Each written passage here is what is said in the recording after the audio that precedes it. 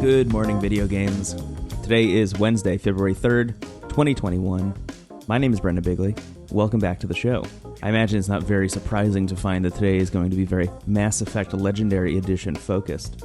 Mass Effect Legendary Edition was announced yesterday, launches May 14th. It's the long-rumored, long-awaited remaster of the 3 Mass Effect games, including all of their DLC and some updates to Mass Effect 1.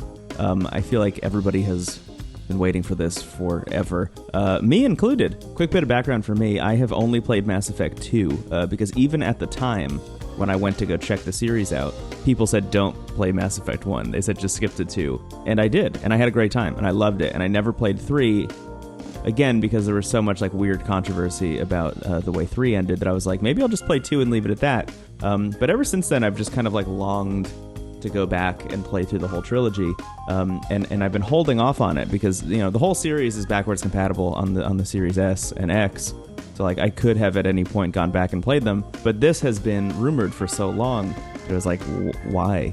Just wait for this. Which honestly, I'm glad I did wait, because these 3 games launching May 14th is like also around like my most optimistic view of when I might be getting close to getting a vaccine. So having 3 Mass Effect games to play through to pass the time until I'm vaccinated, that feels very good.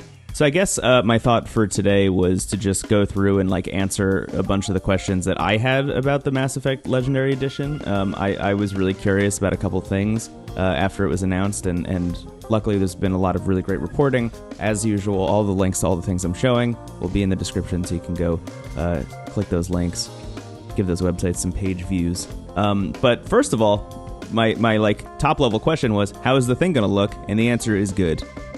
I mean, just looking at this trailer, it looks like a good video game, and I'm excited to play it. I'm a person who is a big Star Trek The Next Generation fan, which, like, Mass Effect is definitely significantly grittier than The Next Generation, but it is still using enough of the Star Trek DNA that I really love the vibe of Mass Effect. So my first question was, where's the Nintendo Switch version? Does that exist? Is that real? Because that was, like, hand in hand with all of the other rumors that I had heard about the Legendary Edition, was that it was going to launch on Nintendo Switch as well, which I thought was like really compelling, because as much as I love the idea of going back and playing all 3 Mass Effect games, I love the idea of going back and playing all 3 Mass Effect games on the Nintendo Switch. I mean, that just felt like match made in heaven kind of stuff, you know? To have an RPG franchise that's like that rich on the Switch just felt great.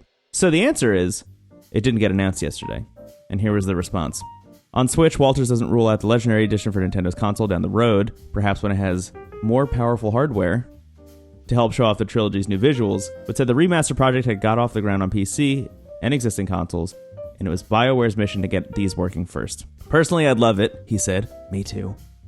But ultimately, I think we had a path set, and it was like, let's finish that, then sort out where we're at. So, essentially, it doesn't even sound like the Nintendo Switch version is underway at the moment. It sounds like they're really just optimizing it for the 3 platforms that they announced it for, and they'll maybe consider it after that. Which at that point for me is, you know, I'm not going to get it on the Switch. Maybe there's a world in which I have played 1, and then I've played 2, and then maybe by the time I'm playing 3, the Switch version will be out, you know, if it takes me a really long time to play these games. But, I mean, it sounds like if these are coming to Switch, years out at least. Which is a little bit disappointing, because it was the platform that I was expecting to play them on. But, I mean, I'm still getting to play all 3 Mass Effect games in one package, so I'm happy about that. Next question. Here is one of the more interesting things. There's no PS5 and Xbox Series S and X version of this game, which I was like shocked by.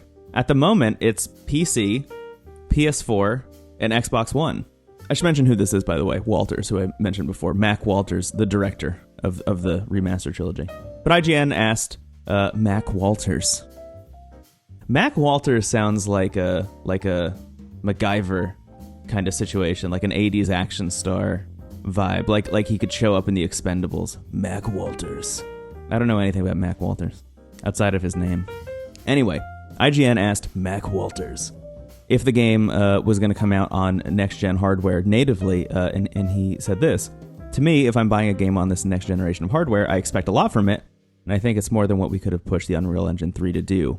And again, more than we could have done with a true remaster. To me, it would have felt a little disingenuous. I think it's better suited for the next Mass Effect, which, first of all, the next Mass Effect, nice to see that come up again. I'm glad they're openly acknowledging that that's in development. I know we've already seen a trailer for it, but I'm glad to see the authority to say it out loud.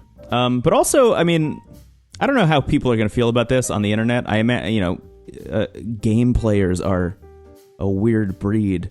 But what I will say is, I imagine a lot of people are kind of bummed about that idea. I think that this is a perfectly reasonable response. This makes so much sense to me. Because at the end of the day, Unreal Engine 3 is, I guess now 2 versions behind where Unreal Engine is at. I think Unreal Engine 5 is the version that people are working off of for next-gen stuff. And Unreal Engine 4 is the most recent one that I think we've played games on as, like, normal people. So I think them pushing Unreal Engine 3 to this length is pretty impressive. I think that's pretty cool, and I very much understand why they're not like, okay, we're going to like see what we can do to squeeze even more out of Unreal Engine 3. Like, if you have a stable thing that's already running at 4K, like, cool, that's cool. That said, there are some like next gen optimizations that are going to happen, like load times and stuff will still be faster on next generation hardware, which is nice. So I don't know if I'm going to get it on the PS5 or the Xbox Series S yet, but I'm excited to have faster load times regardless of the platform. But I don't know. I was just very interested in this decision, and I think the answer makes a lot of sense. Next thing that I was curious about, what's going on with Mass Effect 1? Along with all the other rumors of Legendary Edition, we had heard a lot about changes that are being made to Mass Effect 1 to make it more palatable, is maybe the word that I'll use. Because even from Mass Effect fans, people who love those games, there would usually be like a big asterisk on it that was like, you have to play Mass Effect, but you gotta bear with Mass Effect 1. And apparently, from what we've heard, and who knows if this is true or not, this hasn't been like verified, I think, in any regard, but from what we heard, originally this whole package was supposed to come out way earlier, and they realized at a certain point in time that Mass Effect 1 needed like huge gameplay changes to like, I guess, convince people to make it through the whole trilogy. Because you have to assume, if people are buying the Legendary Edition and they don't change Mass Effect 1 from a gameplay perspective literally at all, it's going to disincentivize a lot of people from playing through all 3 of the games, and like all that hard work you did was kind of for nothing. Or at least 2/3 of that hard work was for nothing because people couldn't even get through the first game. So I think this was a great decision. What we heard, I think, externally through like leaks and rumors and stuff was that they pushed the Legendary Edition out into 2021 specifically so they could go in and make these changes, and I think that was a good move. So what are the changes? RPGsite.net has a list of the changes, which I recommend reading if you're like really, you want to get in the weeds. But some of their top level ones, which I think are good. Fast elevators. I didn't even play Mass Effect 1, but I do remember hearing a lot about how long it took to load into the Citadel. It used to take 52 seconds, and now it takes 14. That's nice. Thank you, better hard drives. This is, I think, the biggest one. It's just aiming and weapon changes and improvements. Just the idea that, like, mechanically the game is going to feel better than it did before that's great. That's I think, the thing that people wanted. And I don't really know about this, but this is definitely, like, a meme in the Mass Effect community, but the Mako. I don't know how you say it in Mass Effect. I know how you say it in Final Fantasy, but I don't know how you say it in Mass Effect. The Mako, I'm going to say Mako. The Mako is a horrible vehicle that everybody hates. Apparently it's going to drive a little bit better, but not that much better, because they still want it to be a meme, which I think is hilarious. It's a great choice. But anyway, there's even more stuff in here that you can go check out. There's a better HUD. They have better AI. This is the one that really stuck out to me, just like the other one from before. Control scheme adjusted to be closer to Mass Effect 2 and 3, which I think is wonderful. But also, one of the big things is that you can play as a female Shepard in all 3 of the games, which is really nice. So you can, create a female Shepard in Mass Effect 1 and take them through 2 and 3. I think that's great. I'm really excited about that. I might even do that, honestly. So I love that. I love these changes. I think they're great. I'm really excited to play Mass Effect 1 now. And I'm really excited to revisit Mass Effect 2, but more excited to check out the games that I haven't played before. My last question was just like, technically, how did they do this? How long did it take? Like, what was the deal here? And the answer I thought was really shocking, honestly. I think this is really cool. This is from Jeff Grubb over at VentureBeat. BioWare used AI upscaling to remaster Mass Effect's original textures. So essentially, just to like boil it all down, there have been efforts over the past couple of years to train AI to take low-resolution images and then blow them up into high-res images. So like you could throw in like a 100 by 100 texture file and then get like a 1000 by 1000 version of that texture file that like looks really good. And that's, you know, a very long and slow process to get the AI to that point. But it sounds like that's what they used to remaster this video game. That's not to say that the entire thing is done via AI. I'm sure there are touch-ups on top of the AI exported images, but really cool to see this used, I think, on such a large scale. I think that's a really cool idea.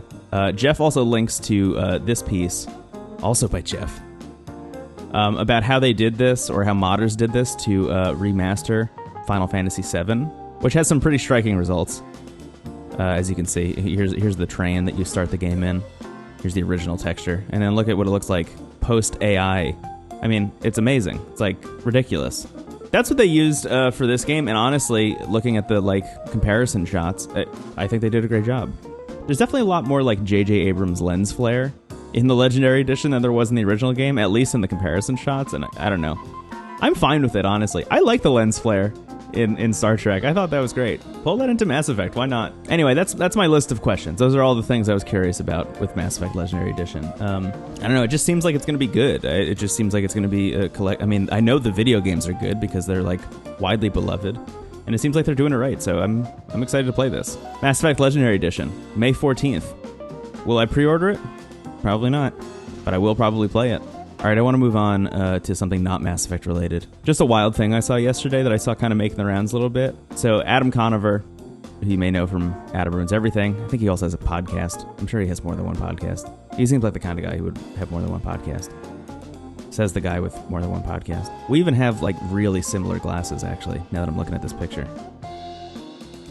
Anyway, he was on. He was a guest on another podcast the other day, and told a really wild story. You should like go in and watch this. I recommend just like listening to Adam say it. It's at minute 39 of the video that's embedded here. But apparently, he was working at College Humor at the time, and they were working on some kind of Star Fox project with Nintendo. It was going to be like a stop motion thing. It was like they were working hand in hand with Nintendo to make it happen. And then suddenly Nintendo pulled the plug, and they were trying to figure out why. And it turns out that it was because the Legend of Zelda Netflix adaptation had leaked. So if you recall, there were rumors a couple of years ago that there was going to be a live-action Legend of Zelda series for Netflix. They were positioning it as their like Game of Thrones idea, I guess. And somebody at Netflix leaked that information, and Nintendo is like so skittish and so terrified of like leaks in general that they just pulled the plug on every single television and IP related project that they had at the time. It was like one of the first times, as Adam tells it in this story, it was like one of the first times ever that Nintendo was like, okay, we're going to loosen the reins a little bit on our IP and see what we can do with it, you know, outside of just making video games and like merchandise, you know, handing over our precious babies to somebody else for 5 minutes just to see what happens. You know, and maybe the Netflix show comes out and is great, and that'll encourage Nintendo to do more and whatever. But because it leaked, because somebody at Netflix leaked the project, Nintendo killed that entire internal concept. So now we're not getting either. We're not getting anything. And who knows what else was in development? Adam knew about the Star Fox thing. Netflix knew about the Legend of Zelda thing. Were there other things in development that also got pulled? Maybe. Oh, actually, there's one more thing that I wanted to mention. Okay, so yesterday, this was announced. The Apex Legends Nintendo Switch controller. Although Apex Legends for Nintendo Switch, as we've talked about many times on this show, hadn't been announced, but had been like leaked constantly, just over and over and over again. People were leaking Apex Legends for the Nintendo Switch. So this controller popping up and being available for sale, I think today, I think it's out today, February 3rd, which is very funny, was like wild. It was like, okay, Respawn, dude, where's the announcement? And then hours and hours later, we're proud to announce Apex Legends launches on Nintendo Switch March 9th, 2021. So that happened. They finally announced it. They also announced Apex Legends for mobile by the end of 2022, which I thought was a really wild thing. I'm wondering why end of 2022, but I'm not really that curious, because I don't think I'm going to play it on mobile. But it's cool that it'll exist on mobile at some point. Anyway, I just thought it was funny. that this controller was announced before the actual game got announced. As I mentioned a couple weeks ago, I will play Apex Legends on the Nintendo Switch. Maybe even on March 9th, 2021.